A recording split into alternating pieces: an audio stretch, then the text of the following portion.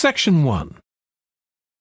You will hear a phone conversation between Alex, an employee at a company called JPNW, and Martha, who wants to work as a trainee at the company. First, you have some time to look at questions 1 to 7.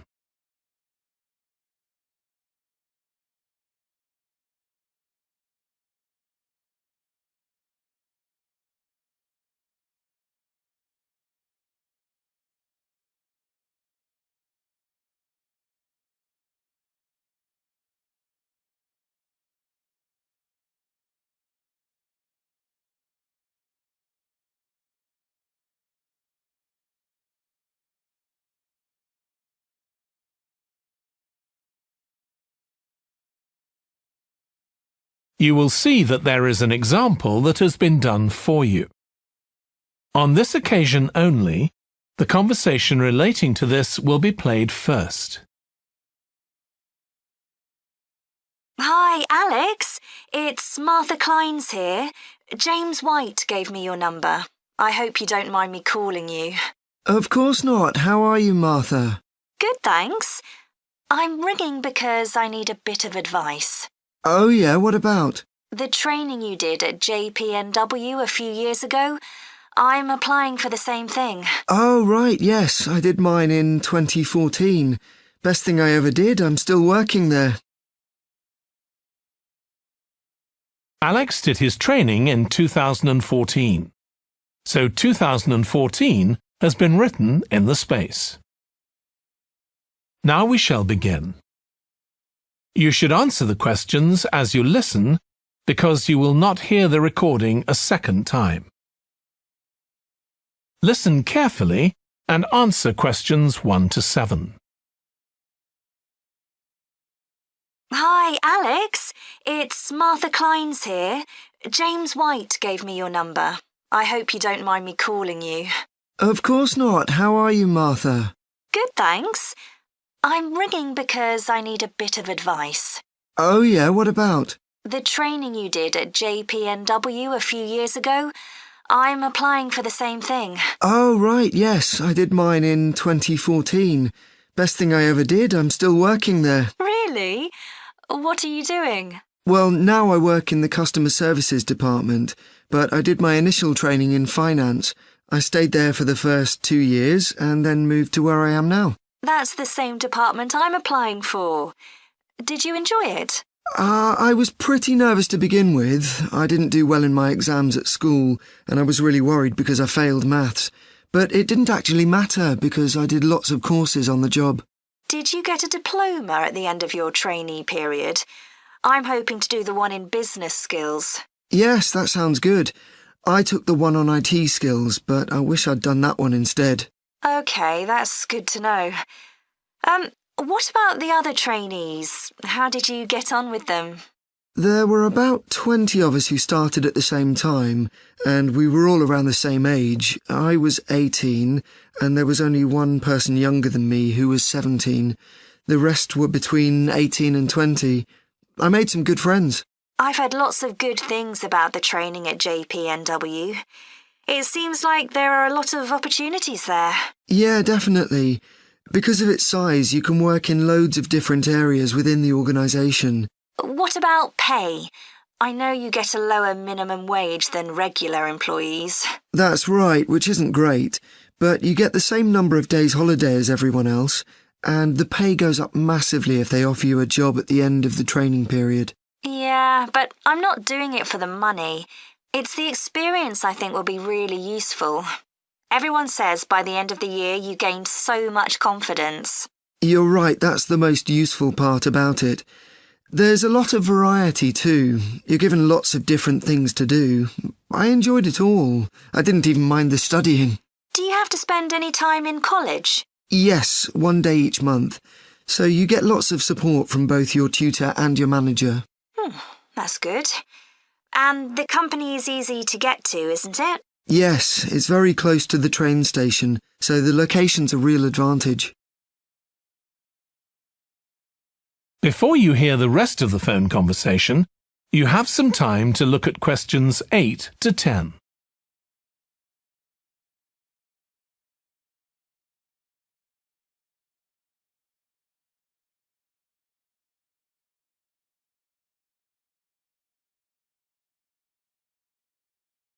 Now listen and answer questions 8 to 10. Have you got a date for your interview yet? Yes, it's on the 23rd of this month. So long as you're well prepared, there's nothing to worry about. Everyone's very friendly. I am not sure what I should wear. What do you think? Nothing too casual, like jeans, for example. If you've got a nice jacket, wear that with a skirt or trousers. Okay, thanks. Any other tips? Well, I know it's really obvious, but arrive in plenty of time. They hate people who are late. So make sure you know exactly where you have to get to. And one other useful piece of advice my manager told me before I had the interview for this job is to smile, even if you feel terrified. It makes people respond better to you. I'll have to practice doing that in the mirror. Yeah, well, good luck. Let me know if you need any more information. Thanks very much. That is the end of section 1. You now have half a minute to check your answers.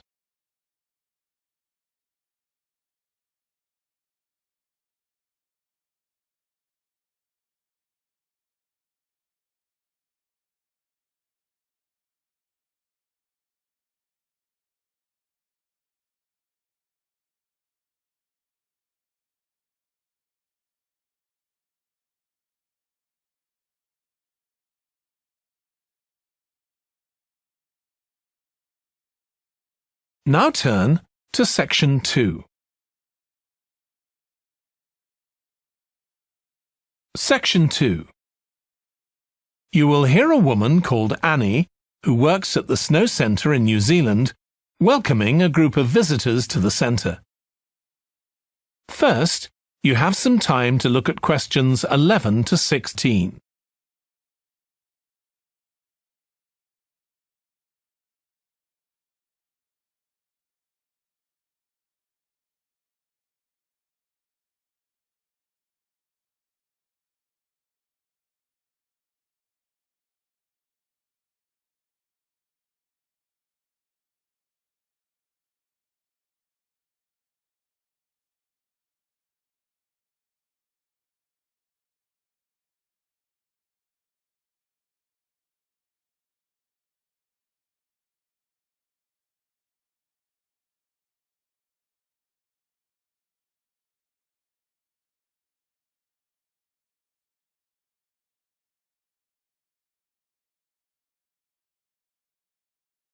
Now listen carefully and answer questions 11 to 16.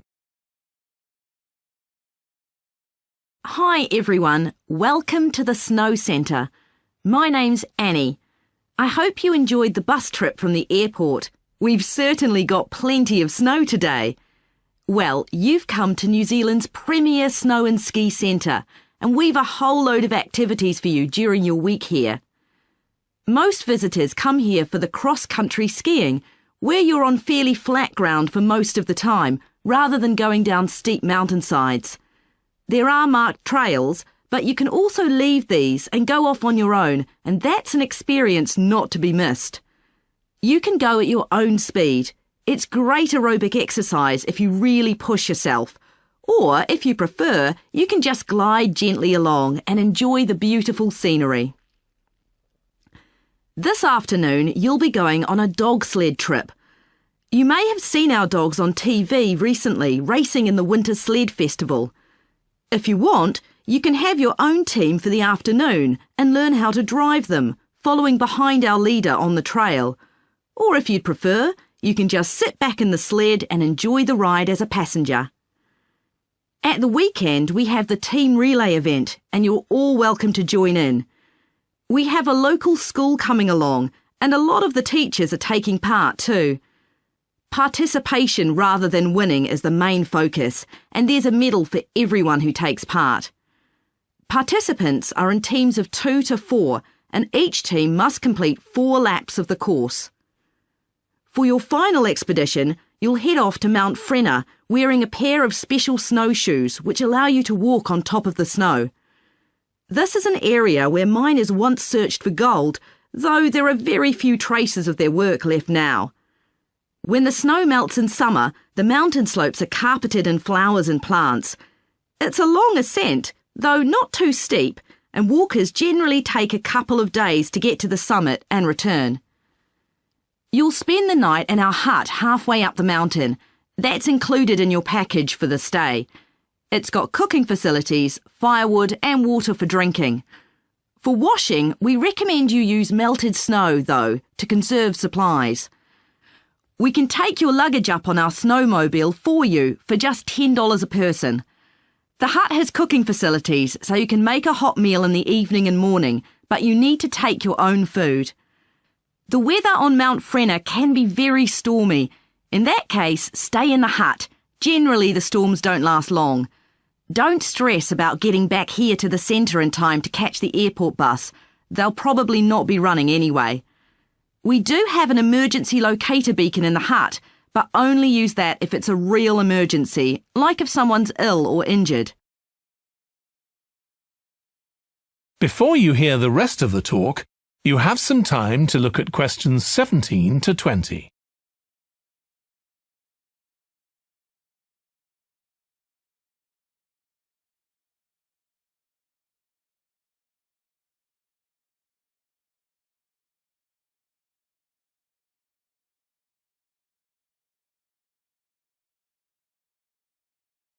Now listen and answer questions 17 to 20.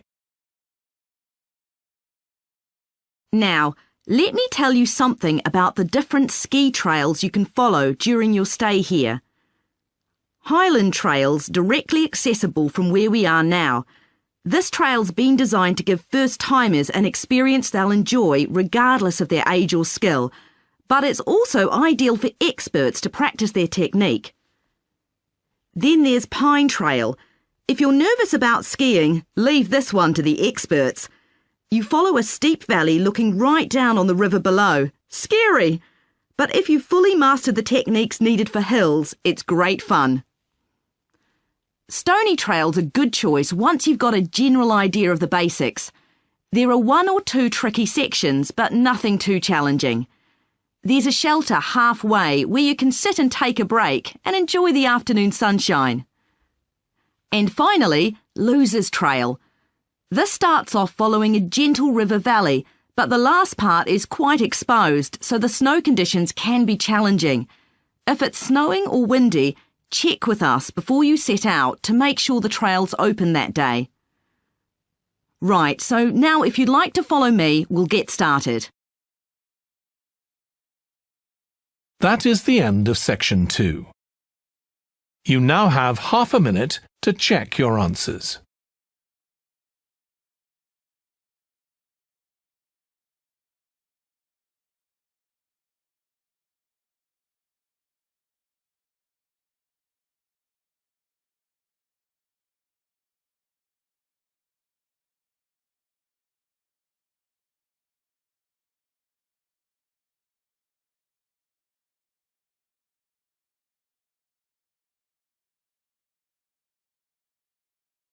Now turn to section 3.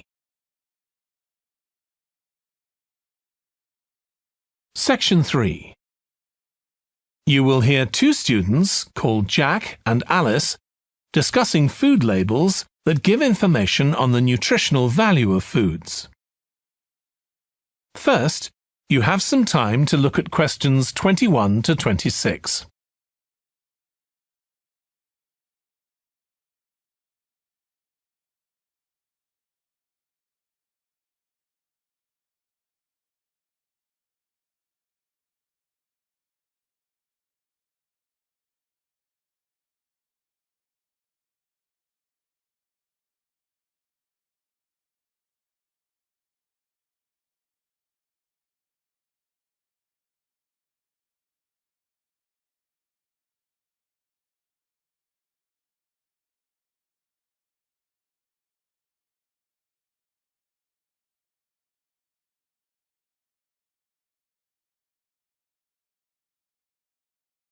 Now listen carefully and answer questions 21 to 26.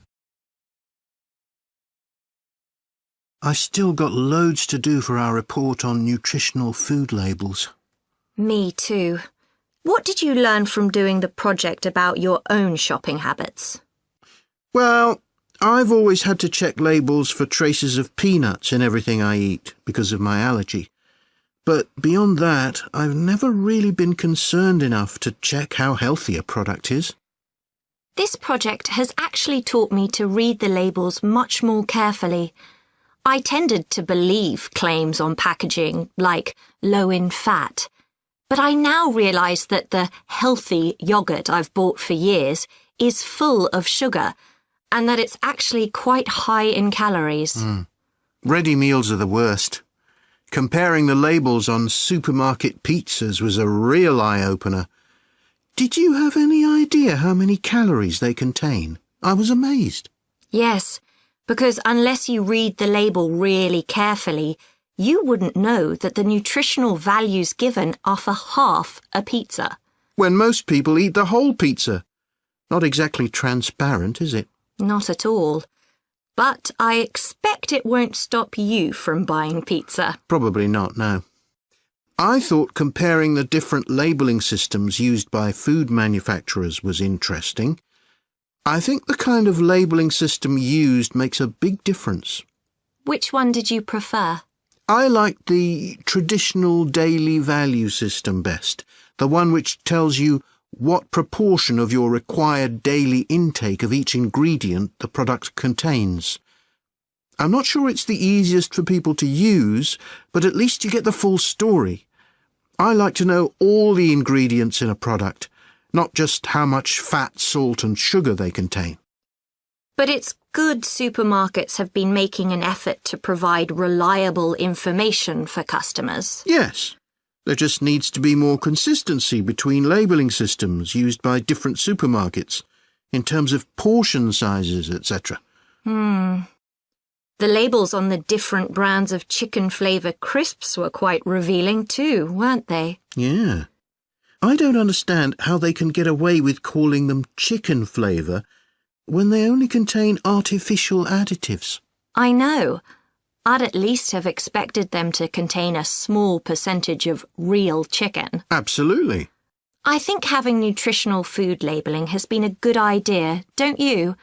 I think it will change people's behaviour and stop mothers, in particular, buying the wrong things. But didn't that study kind of prove the opposite? People didn't necessarily stop buying unhealthy products. They only said that might be the case. Those findings weren't that conclusive, and it was quite a small-scale study. I think more research has to be done. Yes, I think you're probably right. Before you hear the rest of the discussion, you have some time to look at questions 27 to 30.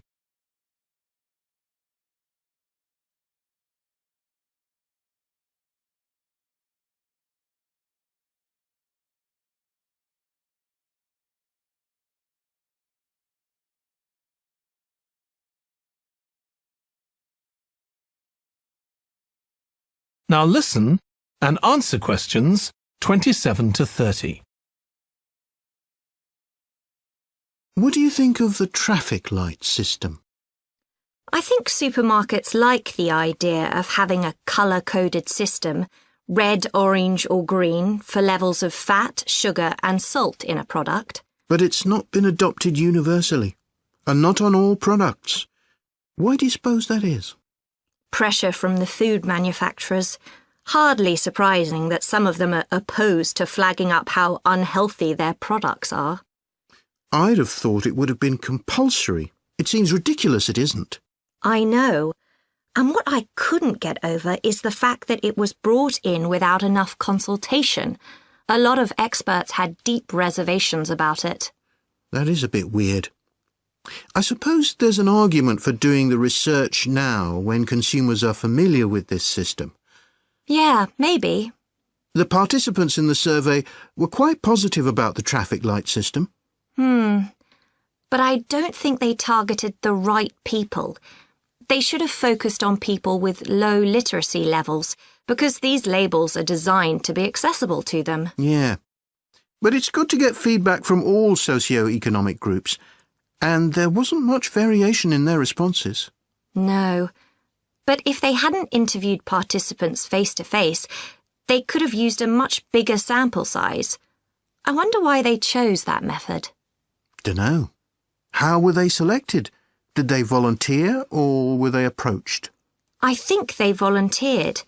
The thing that wasn't stated was how often they bought packaged food. All we know is how frequently they used the supermarket. That is the end of section 3. You now have half a minute to check your answers.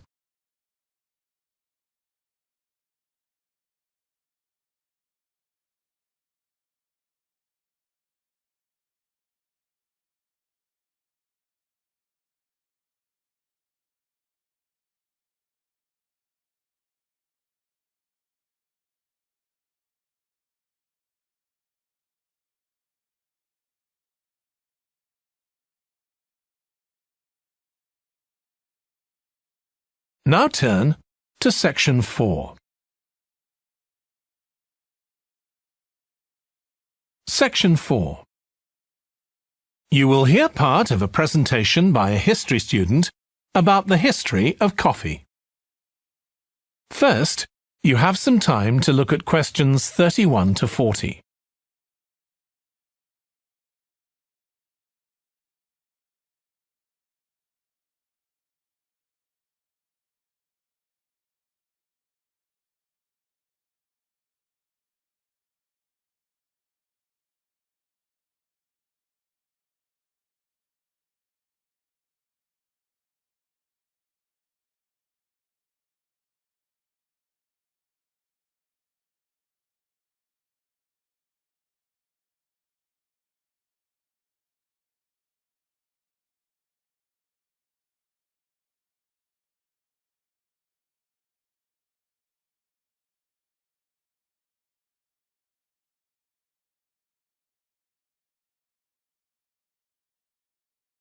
Now listen carefully and answer questions 31 to 40.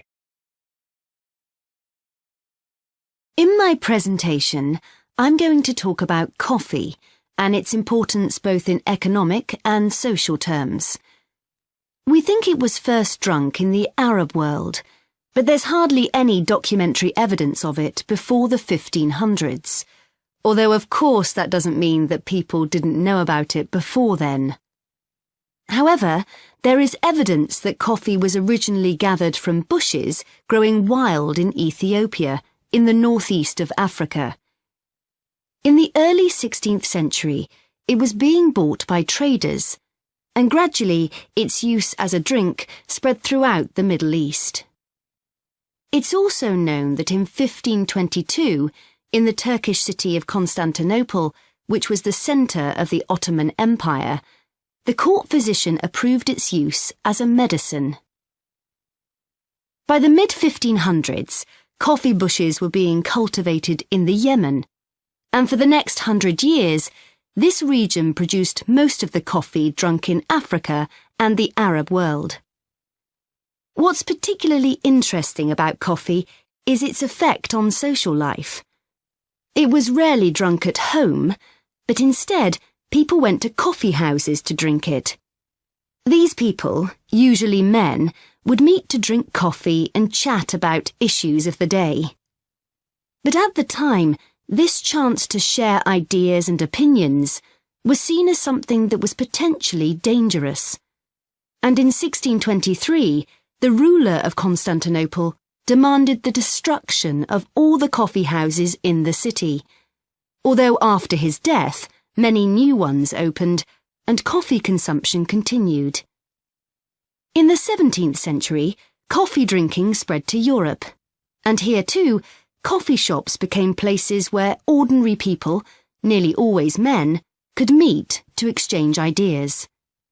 Because of this, some people said that these places performed a similar function to universities. The opportunity they provided for people to meet together outside their own homes, and to discuss the topics of the day, had an enormous impact on social life, and many social movements and political developments had their origins in coffeehouse discussions.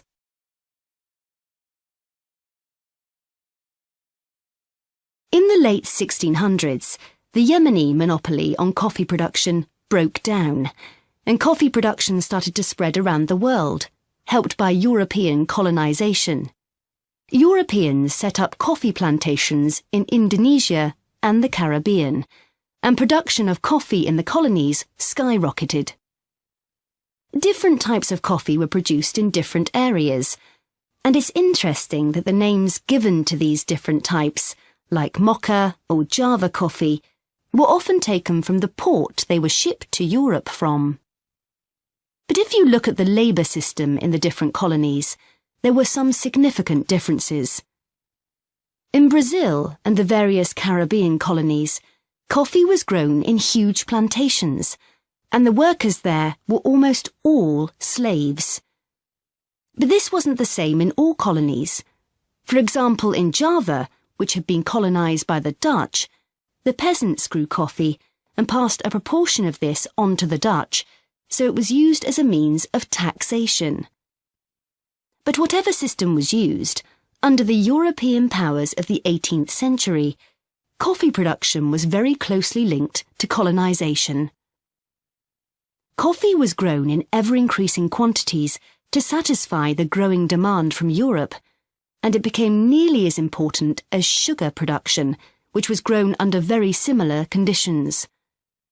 However, coffee prices were not yet low enough for people to drink it regularly at home, so most coffee consumption still took place in public coffee houses, and it still remained something of a luxury item. In Britain, however, a new drink was introduced from China and started to become popular, gradually taking over from coffee, although at first it was so expensive that only the upper classes could afford it. This was tea, and by the late 1700s it was being widely drunk. However, when the USA gained independence from Britain in 1776, they identified this drink with Britain, and coffee remained the preferred drink in the USA, as it still is today. So, by the early 19th century, coffee was already being widely produced and consumed. But during this century, production boomed, and coffee prices started to fall. This was partly because new types of transportation had been developed, which were cheaper and more efficient. So now, working people could afford to buy coffee. It wasn't just a drink for the middle classes. And this was at a time when large parts of Europe were starting to work in industries. And sometimes this meant their work didn't stop when it got dark. They might have to continue throughout the night. So the use of coffee as a stimulant became important. It wasn't just a drink people drank in the morning for breakfast. There were also changes in cultivation. That is the end of section 4. You now have half a minute to check your answers.